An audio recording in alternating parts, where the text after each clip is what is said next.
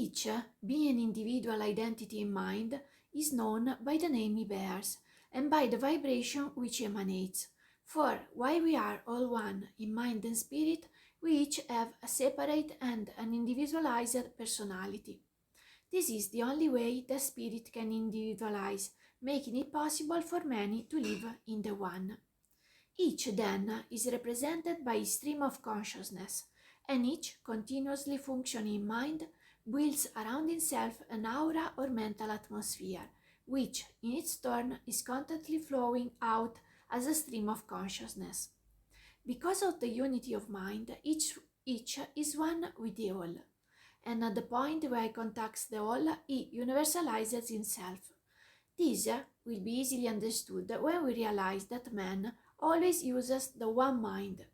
He is in it and thinks into it, and because it is universal, his thought may be picked up by anyone who is able to tune in on that thought, just as we pick up radio messages. A radio message is immediately present all around the world.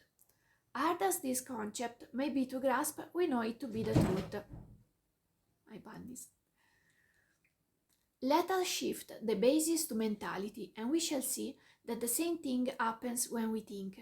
We think into the one mind, and this thought is immediately present everywhere. It is in this sense that each one is universal. According to the unity of mind, thought is everywhere present, and so long as it persists, it will be. What is known in one place may be known in all places. Time, space, and abstractions are unknown to mind and thought. It follows then that anyone tuning in on our thought will enter into our stream of consciousness, no matter where we are or where it may be. And if we still persist after the body shall have suffered the shock of physical death, this law must still hold good, for past and present are one and the same in mind. Time is only the measure of an experience, a space of itself is not apart from, but is in mind. A psychic can enter the stream of thought of anyone whose vibration he can mentally contact, be that person in the flesh or out of it.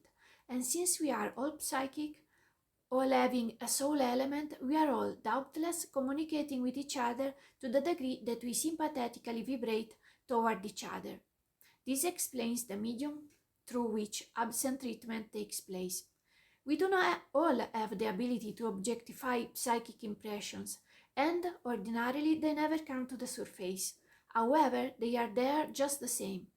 As we read and study people's thought, we gradually enter into the current of their consciousness and begin to read between the lines. We are unconsciously reading their inner mentalities. This is why we enjoy reading the thoughts of the great mentalities of all ages. More that is unwritten comes to us than mere words could possibly convey.